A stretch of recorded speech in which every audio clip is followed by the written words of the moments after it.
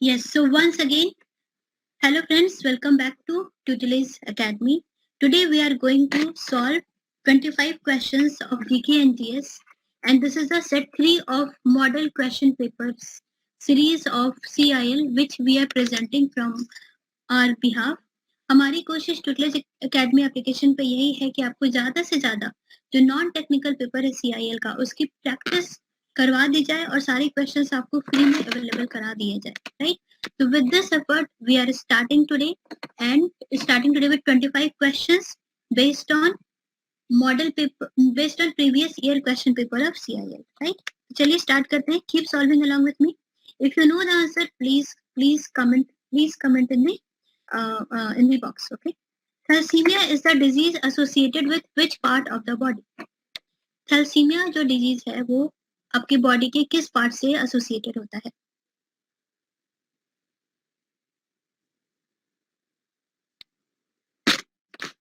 तो फर्स्ट का आंसर हो जाएगा कौन सा? सी, राइट, ब्लड. हर क्वेश्चन के बाद मैंने एक शॉर्ट नोट भी दिया है. उससे क्या होता है कि आपको एडिशनल इंफॉर्मेशन पता चल जाती है जिससे कि आंसर्स याद रहते हैं और कुछ और भी रिलेटेड क्वेश्चंस आते हैं तो you are able to answer that as well, right? तो थैलेसीमिया में क्या होता है कि जो आपके ब्लड है, ब्लड में जो थैलेसीमिया के लिए एक इनहेरिटेड डिजीज होता है और आपका जो बॉडी है वो हेमोग्लोबिन प्रॉपर नहीं बना पाता है.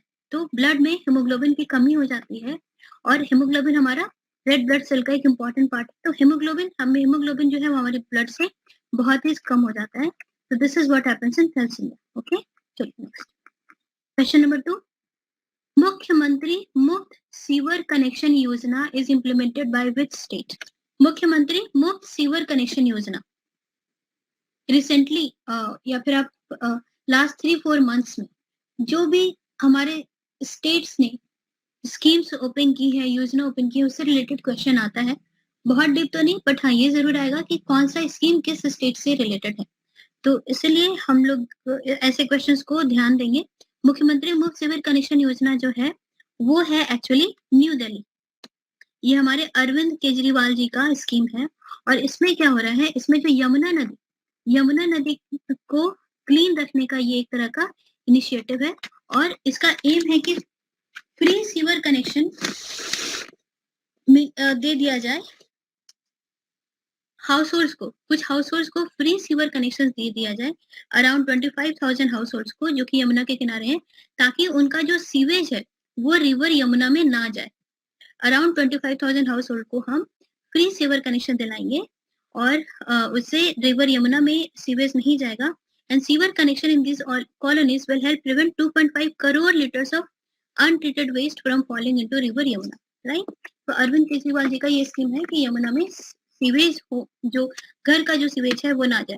आपको पता है कि जो हमारा जो सीवेज होता है actually that is one of the biggest cause of soil pollution, one of the biggest cause of land pollution and river pollution as well. जो सीवेज होता है घर का वो, राइट? नेक्स्ट क्वेश्चन नंबर 3 देखिए. निथना बीमा is the flagship scheme of which state? निथना बीमा, तो निथना बीमा जो फ्लैगशिप स्कीम है वो है तेलंगाना की. हर एक स्टेट के जो जो भी फ्लैगशिप स्कीम होते हैं, जब आप जनरल नॉलेज की तैयारी कीजिएगा तो इसका भी नोट्स बनाइए, क्योंकि देखा गया है कि इस तरह के क्वेश्चंस बनते हैं. Flagship scheme of which state, ऐसे क्वेश्चन CIL में हमने देखा है पहले प्रीवियस ईयर क्वेश्चन में. So make this note. These questions are for your revision as well and also to make you understand what is the pattern of GK and GS in CIL, right? तो निथना बीमा जो है वो हमारा तेलंगाना का है और इस स्कीम में देखिए क्या होता है. निथना बीमा मतलब निथना मीन्स वीवर, निथना मीन्स वीवर इन तेलुगु, राइट? तो तेलंगाना स्टेट गवर्नमेंट जो है वो जो है वो फार्मर्स के कुछ स्कीम्स ऑलरेडी होते हैं, फार्मर्स के इंश्योरेंस स्कीम, तो उसका एक्सटेंशन प्रोवाइड किया गया है. फार्मर्स के जो इंश्योरेंस स्कीम होते हैं उसका एक्सटेंशन प्रोवाइड किया गया है. किसको कवर करने के लिए? हैंडलूम एंड पावरलूम वीवर्स को भी कवर करने के लिए थ्रू नेथना बीमा स्कीम, ठीक है? And the state government has issued orders to extend insurance coverage of 5 lakh rupees for weavers under the insurance scheme on par with farmers insurance scheme, right? तो farmers insurance scheme को expand करके weavers और handloom और powerloom weaver को भी include किया गया है और गवर्नमेंट 5 लाख रुपीस हर पर्सन को, हर वीवर को हर व्यूवर का एक इंश्योरेंस कवरेज प्रोवाइड करेगी 5 लाख रुपीज का, राइट। चलिए नेक्स्ट क्वेश्चन नंबर 4 देखिए, which city is to host the international migration review forum 2022? कौन सा सिटी होस्ट कर रही है IMRF, इसे IMRF 2022 भी कह रहे हैं हम। तो this is being hosted by New York and it is the first time ऐसा कोई इंटरनेशनल माइग्रेशन रिव्यू फोरम हो रहा है, और ये UN एक्चुअली कंडक्ट कराती है कि देखिए है ना, कि first IMRF will take place at UN headquarters in New York from 17 to 20 May 2022. This has already taken place. और ये पहला IMRF मीटिंग था एक्चुअली, और ये इसका टॉपिक क्या था, international migration was the topic for this forum which was held in New York in May 2022, right? Next question number 5 देखिए, who has been appointed as the new Lieutenant Governor of Delhi? New lieutenant governor of Delhi किससे appoint किया गया है? So here our answer will be 5 का answer क्या होगा? I check the options. 5 का answer होगा विनय कुमार सक्सेना। अच्छा, और लेफ्टिनेंट गवर्नर ऑफ दिल्ली अब कौन अपॉइंट करता है? Prime minister, president, Rajya Sabha, Lok Sabha, कौन अपॉइंट करता है? It is appointed by president. आप अगर रिस्पॉन्सिबिलिटीज ऑफ प्रेसिडेंट देखेंगे, प्रेसिडेंट जो है वो इनका इलेक्शन कैसे होता है? How is any president elected? ये भी हमने अपने लास्ट जनरल नॉलेज के सेशंस में मैंने इसके बारे में बताया है, थ्रू इलेक्टोरल कॉलेज, ठीक है, जिसमें कि राज्यसभा और लोकसभा के मेंबर्स होते हैं, कुछ स्टेट असेंबली के मेंबर्स होते हैं, वो लोग प्रेसिडेंट को अपॉइंट करते हैं। और ये नॉलेज अभी इंपॉर्टेंट है क्योंकि अभी द्रौपदी मुर्मू को अपॉइंट किया गया, राइट। तो इसीलिए, और जो प्रेसिडेंट का अगर आप रोल पढ़ेंगे, रोल ऑफ प्रेसिडेंट, तो उसमें है कि इंपॉर्टेंट की पोजीशन पे जो इंडिया में लोग होंगे उनको अपॉइंट करना, right. One of the duty of president is to appoint people at key positions in India. तो इसीलिए लेफ्टिनेंट गवर्नमेंट ऑफ दिल्ली का अपॉइंटमेंट में किसने किया है? हमारे प्रेसिडेंट जी ने किया है, विनय कुमार सक्सेना, ठीक है। तो Delhi got its new lieutenant governor in Vinay Kumar Saxena on Monday, just days after his predecessor Anil Baijal resigned from citing personal reason. इसके पहले कौन थे? अनिल बाइजल, राइट। और थोड़े शॉर्ट नोट्स या ऐसी एडिशनल इंफॉर्मेशन हम लोग प्रोवाइड कराने की कोशिश करते हैं ताकि आपको ये जो जितने भी पॉइंट्स हैं वो बेहतर याद रहें, ज्यादा अच्छे से याद हो जाए। Okay, who has become Indian army first women combat pilot? बहुत ही ज्यादा ये न्यूज में था अभी कि इंडियन आर्मी की फर्स्ट वुमेन कॉम्बैट पायलट कौन बनी है। I'll check for the answers अगर किसी ने किया हो। Girls, yes, Monisha 60, very good. Abhilasha Bharat, very good Monisha, या ठीक है। तो देखिए, first women combat pilot Abhilasha Bharat ji बनी है। और कॉम्बैट पायलट का मतलब क्या होता है? कॉम्बैट पायलट का मतलब, कॉम्बैट अगर कहीं भी आप देखेंगे तो कॉम्बैट मतलब कि जिसे ट्रस्ट किया जा सके to handle fighter aircraft, helicopter और ट्रांसपोर्ट एयरक्राफ्ट, है ना। तो अभिलाषा बारिक जी जो है वो एक्सपर्ट है एयरक्राफ्ट को हैंडल करने में, हेलीकॉप्टर को हैंडल करने में, और कोई भी ट्रांसपोर्ट एयरक्राफ्ट को हैंडल करने में। Captain Abhilasha Barik by becoming the first combat aviator has breached a major barrier in the Indian Army. Breach मतलब ब्रेक करना, तो एक मेजर बैरियर को अभिलाषा बारिक जी ने ब्रेक किया है। और इसके पहले भी एक न्यूज आई थी, ठीक है, जस्ट एडिशनल इंफॉर्मेशन भी हम ध्यान में रखेंगे अगर क्वेश्चन बनता है, अगर आ सकता है तो। Earlier in 2019 flight lieutenant Hina Jaiswal, इसके पहले 2019 में हिना जायसवाल थी हमारी फ्लाइट लेफ्टिनेंट, और उन्होंने हिस्ट्री क्रिएट की थी by becoming Indian women flight engineer. First Indian women flight engineer कौन थी? हिना जायसवाल। और first Indian army women combat pilot कौन है? Abhilasha Barik. Okay, question number 7, easy question है। Who has been re-elected as the Director General of WHO? Director general of WHO का री-इलेक्शन हुआ है, किसका? कौन था पहले डायरेक्टर जनरल ऑफ WHO? ये हमने न्यूज में काफी देखा है, टेड्रोस एडनोम घिब्रेसस, ठीक है। इनको दोबारा से डायरेक्टर जनरल अपॉइंट किया गया। 1 जुलाई 2007 से इनका प्रीवियस टर्म स्टार्ट हुआ था and he has been reappointed on 24 May 2022। ठीक, these questions are very very important. जो भी रिसेंट अपॉइंटमेंट होता है उससे भी क्वेश्चंस हमने देखे हैं CIL के प्रीवियस क्वेश्चन पेपर में, right. Which state government will launch India's first state-owned OTT platform named C Space? देखिए, अभी हमारा OTT प्लेटफॉर्म सबके घर में है। हर कोई OTT प्लेटफॉर्म में कुछ ना कुछ जरूरी सीरीज या मूवीज देखता ही होगा। तो स्टेट गवर्नमेंट भी लॉन्च करने जा रही है। स्टेट गवर्नमेंट इंडिविजुअली भी अपना OTT प्लेटफॉर्म लॉन्च करने जा रही है जिसका नाम है सी स्पेस। तो कौन सी स्टेट लॉन्च करने जा रही है अपना पहला OTT platform? Then our answer is Kerala. Kerala यहाँ पे सबसे आगे है, ठीक है। केरला बहुत जल्दी ही सी स्पेस नाम से अपना स्टेट ओन्ड OTT प्लेटफॉर्म को लॉन्च करेगी सी स्पेस ऑन November 1। इस साल November 1, 2022 को सी स्पेस लॉन्च होगा which will be by Kerala. The platform will have movies, short film, documentaries, mostly Malayalam में, बाकी अदर रीजनल लैंग्वेज में भी हम एक्सपेक्ट कर सकते हैं। ये केरला का अपना एक्सक्लूसिव OTT प्लेटफॉर्म होगा। नेक्स्ट क्वेश्चन नंबर 9 देखिए, which state government has launch the लोक मिलनी स्कीम? ए पंजाब, यस करेक्ट। पंजाब के जो भी रिसेंट हमारे चीफ मिनिस्टर है भगवंत मान, इनकी अभी रिसेंटली मैरिज भी हुई, राइट। तो चीफ मिनिस्टर ऑफ पंजाब भगवंत मान ने इन्होंने लोक मिलनी स्कीम लॉन्च किया। मिलनी ऑलरेडी वहां पर एक फंक्शन होता है, राइट, नॉर्थ में पंजाब साइड। तो लोक मिलनी मतलब लोग आपस में मिले, ग्रीवियंसेस को शेयर करें, तो वही है। तो चीफ मिनिस्टर ऑफ पंजाब भगवंत मान heard the grievances of people of its state and issued redressal direction in Lok Milani, first of its kind public interaction program। तो भगवंत मान जी जो है वो लोगों से इंटरेक्ट करने के लिए, उनके ग्रीवेंस को सुनने के लिए और उसको सुलझाने के लिए लोक मिलनी को इंटरेक्शन प्रोग्राम को स्टार्ट किए हैं। This interactive program was launched with the aim of providing a single window platform to the people of the state for redressal of complaint they have. It's in fact a very welcoming step from Bhagwant Maan ji।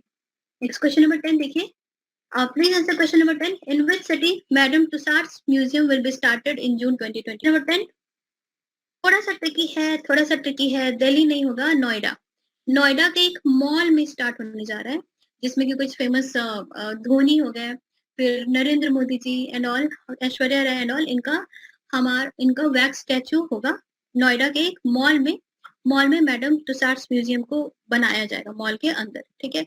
और originally जो हमारा madam तुसाड्स museum है वो कहाँ पर है? Originally जो हमारा मैडम तुसाड्स म्यूजियम है वो कहाँ पर है? वो इनफैक्ट है लंदन में है, ठीक है। या क्वेश्चन नंबर 11 देखिए, which bank ties up with Amazon Pay to offer UPI payment services? कौन से बैंक ने Amazon Pay से टाई अप किया है UPI पेमेंट सर्विसेज को प्रोवाइड करने का? तो इसका आंसर हो जाएगा सी, RBL बैंक। RBL Bank, Amazon Pay and AWS, Amazon Web Services have announced a collaboration to offer UPI payments, right? The bank has partnered with Amazon Pay। RBL ने Amazon Pay के साथ partnership की है Pay to offer peer-to-peer and peer-to-merchant transactions, correct. तो ये आपको ध्यान में रखना है कि RBL का Amazon Pay के साथ टाई अप है UPI पेमेंट्स के लिए। नेक्स्ट क्वेश्चन नंबर 12 देखिए, Which bank has launched an online platform TradeNext? कुछ क्वेश्चंस बैंक्स से भी आते हैं कि बैंक्स ने कुछ इनिशिएटिव लिया है, कुछ प्रोग्राम स्टार्ट किया है, तो ऐसे क्वेश्चंस भी CIL में देखे गए हैं। तो कौन सा बैंक ने लॉन्च किया है ऑनलाइन प्लेटफॉर्म TradeNext? तो इसका आंसर हो जाएगा यूनियन बैंक ऑफ इंडिया, 12 का पॉइंट नंबर बी।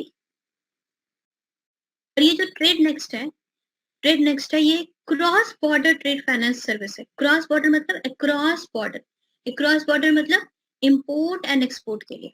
तो इंपोर्ट और एक्सपोर्ट को फैसिलिटेट करने के लिए यूनियन बैंक ऑफ इंडिया ने TradeNext एक एप्लीकेशन प्रोग्राम लॉन्च किया है। इससे क्या होगा? It will enable corporates as well as MSME, medium and small scale enterprise, just forgetting it, yes. तो to transact all cross border export import transaction. Cross border जितने भी export import transaction होते हैं जो कॉर्पोरेट और MSME start करते हैं, corporate और एमएसएमई जिसमें इन्वॉल्व होते हैं, तो उनको फैसिलिटेट किया जाएगा ट्रांजेक्शन्स के लिए, ट्रेड फाइनेंस के लिए। ठीक है, नेक्स्ट क्वेश्चन नंबर 13 देखिए। Who has been reappointed as CEO and MD of Infosys? CEO and MD of Infosys किसे दोबारा अपॉइंट किया गया है? तो इसमें हमारा आंसर क्या हो जाएगा? सलील पारेख, मिस्टर सलील पारेख जी। जो इन्फोसिस का बोर्ड ऑफ डायरेक्टर है, उन्होंने अभी अनाउंस किया है कि सलील पारेख जी को सीईओ एंड एमडी दोबारा अपॉइंट किया गया है from July 1, 2022 for a period of obviously 5 years। इनका अपॉइंटमेंट कितने टाइम के लिए होता है? 5 साल के लिए होता है। तो राइट नाउ करंटली हमारे इन्फोसिस के एमडी एंड सीईओ कौन है? Mister Salil Parekh ji. Okay, next similar question, who has been reappointed as MD and CEO of Paytm? इसका आंसर तो काफी इजी है। पेटीएम के साथ पेटीएम का सीईओ हम पहले से काफी पहले से सुनते आ रहे हैं, विजय शेखर शर्मा, राइट। इनका भी टेनर का जो डेट है ऑलमोस्ट इसी समय है। इनको भी 5 साल के लिए दोबारा अपॉइंट किया गया है MD and CEO Vijay Shekhar Sharma ji को, राइट। क्वेश्चन नंबर 15 देखिए। Who has been appointed as the first women vice chancellor of Kashmir University? First ever women vice chancellor of Kashmir University। इसके पहले वो कश्मीर यूनिवर्सिटी के जितने भी वाइस चांसलर थे वो सारे मेल ही थे, नॉट फीमेल। तो हमारा आंसर हो जाएगा यहाँ पे नीलोफर खान जी। बहुत ही ज्यादा रिवर्ड एंड लर्नड एकेडमिशियन है। इनको अराउंड 25 to 30 years का एक्सपीरियंस है नीलोफर खान जी को। Okay, next 26 question number 16। Who has been re-elected as the Director General of WHO? I think this question is repeated. Sorry for that. You already know. Director General of WHO किसे re-elect किया गया है? Dr. Tedros Adhanom Ghebreyesus. Next question number 17. What is the theme of Swachh Sarvekshan 2023 में जो स्वच्छ सर्वेक्षण अभियान होगा उसका थीम क्या है? तो उसका थीम है वेस्ट टू वेस्ट, राइट। और ये जो स्वच्छ सर्वेक्षण है कब स्टार्ट हुआ था? 2017 में। तो ये जो 2023 जो होगा वो उसका 7th एडिशन होगा। 2023 में जो स्वच्छ सर्वेक्षण अभियान होगा उसका ये 7th एडिशन होगा, ठीक। It has been designed with the theme of waste to wealth as its driving philosophy. And ये जो स्वच्छ सर्वेक्षण सर्वे होगा, सर्वे would also give priority to the principle of 3S: reduce, recycle and reuse. और तो स्वच्छ सर्वेक्षण जो सर्वे है वो प्रायोरिटी किसे देगी? 3R को, reduce, recycle and reuse। And also अगर हम याद करें तो स्वच्छ सर्वेक्षण सर्वे में क्लीनेस्ट सिटी ऑफ इंडिया किसे घोषित किया गया है? क्लीनेस्ट सिटी ऑफ इंडिया स्वच्छ सर्वेक्षण सर्वे ने किसे घोषित किया है? Indore, right. Indore has been declared as the cleanest city. Question number 18. Which state chief minister laid the foundation stone of Ram मंदिर गर्भगृह? राम मंदिर का जो गर्भगृह है उसका फाउंडेशन स्टोन किस स्टेट के चीफ मिनिस्टर ने ले किया है? इजी क्वेश्चन है। उत्तर प्रदेश, योगी जी। जो योगी जी हैं उन्होंने, उत्तर प्रदेश चीफ मिनिस्टर योगी आदित्यनाथ, उन्होंने ही जो राम मंदिर का गर्भगृह है उसका फाउंडेशन स्टोन उन्होंने ही रखा है, राइट। नेक्स्ट क्वेश्चन नंबर 19 देखिए। Which state has the largest gold reserve in the country? सबसे ज्यादा सोना, सबसे ज्यादा गोल्ड रिजर्व कौन से स्टेट के पास है? Chhattisgarh, Jharkhand, Bihar, Gujarat. Yes, so its answer will be point number C, Bihar. अभी रिसेंट सर्वे हुआ था by geological survey of India और उसने डिस्कवर किया कि गोल्ड रिजर्व 222 मिलियन टन्स का gold reserve including 27 ton of mineral rich ore is present in Bihar Jamui district. Bihar का Jamui district में इतना सारा गोल्ड और इतना सारा खनिज पदार्थ है, राइट। ये जियोलॉजिकल सर्वे ऑफ इंडिया ने अभी रिसेंटली ही सर्वे में पता चला, ठीक है। Question number 20। Which is the theme of 8th International Day of Yoga 2022? अभी योग दिवस था कब? 21 जून, राइट? तो उसका थीम क्या था? What was the theme? And also remember, this was the 8th International Yoga Day. 8th International Yoga Day, ये भी आप याद रखिए. तो क्वेश्चन नंबर 20 का आंसर हो जाएगा point number A, yoga for humanity. ये था theme. Which union ministry has launched the Prishta scheme? तो हमने प्रीवियस ईयर क्वेश्चन सॉल्व किया है, उसमें देखा है हमने कि एक क्वेश्चन तो ऐसा जरूरी आता है कि कौन सी मिनिस्ट्री ने कौन सा स्कीम लॉन्च किया है रिसेंटली, ऐसा क्वेश्चन तो जरूर ही आता है. सो आपको नोट्स बनाना है कि लास्ट 6 मंथ्स में कौन कौन सी मिनिस्ट्री ने कौन कौन सा स्कीम लॉन्च किया है. इसका आंसर हो जाएगा ministry of social justice and empowerment. 21 का आंसर होगा सी. एंड श्रेष्ठा का फुल फॉर्म क्या है? Scheme for residential education for student in high school in targeted areas. Okay, तो इसका एम ये है कि क्वालिटी एजुकेशन और अपॉर्चुनिटी मिले ताकि किसे?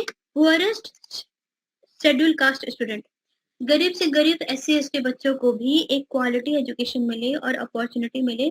ये है जो श्रेष्ठ स्कीम है, इसका एम यही है. And it has been launch by ministry of social justice and empowerment. Okay, next question number 22. The last Mahakumbh of 20th century was held at. Mahakumbh कितने साल के ड्यूरेशन पे होता है? 12 साल, राइट? तो लास्ट 20th सेंचुरी का महाकुंभ कहाँ पर हुआ? हरिद्वार में हुआ था, राइट? लास्ट महाकुंभ जो 20th सेंचुरी का था वो कहाँ पर हुआ था? हरिद्वार में हुआ था. और कब हुआ था? 2013 आई थिंक. यस, 2013 में लास्ट महाकुंभ मेला था. और नेक्स्ट कब ड्यू है? 2025. ओके, नेक्स्ट 23 देखिए. The national song of India was composed bye. National song of India कौन सा है? National song of India. Which is the national song of India? It is Vande Mataram. Vande Mataram is the national song of India and it was composed by Bankim Chandra Chatterjee, right? और रविंद्रनाथ टैगोर जी ने क्या compose किया था? इन्होंने national anthem compose किया था. National anthem, right? और national anthem कौन सा है? जन गण मन. जन गण मन जो हमारा नेशनल एंथम है, ये रविंद्रनाथ टैगोर जी ने कंपोज किया था. और नेशनल सॉन्ग वंदे मातरम बंकिम चंद्र चटर्जी ने कंपोज किया था. Next question number 24. In the last one decade, which one among the following sectors has attracted the highest FDI inflow into India? Last 10 साल में आपको क्या लगता है? लास्ट 10 years में कौन से सेक्टर ने सबसे ज्यादा FDI को अट्रैक्ट किया है इंडिया में? सबसे ज्यादा FDI इनफ्लो किस सेक्टर में हुआ है? Chemicals, service sector, food processing या फिर टेलीकम्युनिकेशन? इन्वेस्टर्स, फॉरेन इन्वेस्टर्स किस सेक्टर में इंडिया में सबसे ज्यादा इन्वेस्टमेंट कर रहे हैं? तो हमारे इसमें आंसर हो जाएगा कौन सा सेक्टर है? टेलीकम्युनिकेशन. टेलीकम्युनिकेशन में इंडिया को बहुत ज्यादा FDI मिल रही है. ओके, सबसे ज्यादा FDI टेलीकम्युनिकेशन में ही मिल रही है. Next question number 25. Last question for the day. Which of the following crops needs maximum water per hectare? कौन से क्रॉप को सबसे ज्यादा पानी की जरूरत पड़ती है? बार्ले, मेज, sugarcane, wheat. Farming, Indian farming से रिलेटेड भी कुछ ना कुछ क्वेश्चंस हमेशा आते हैं CIL में. तो 25 का आंसर हो जाएगा सुगरकेन. सुगरकेन को सबसे ज्यादा पानी सुगरकेन को चाहिए, क्योंकि देखिए क्या होता है सुगरकेन में. सुगरकेन में दो प्रोसेस होता है एक्चुअली. एक होता है ट्रांसपिरेशन और एक होता है इवापोरेशन. और इन दोनों के लिए सुगरकेन को पानी की आवश्यकता पड़ती है. और इसमें क्योंकि दोनों ही प्रोसेस होते हैं, ट्रांसपिरेशन और इवापोरेशन, तो sugarcane is the only crop जिसमें कि ये दोनों प्रोसेस होते हैं. और इसको हम एक प्रोसेस के नाम से जानते हैं जिसे कहते हैं इवापो ट्रांसपिरेशन.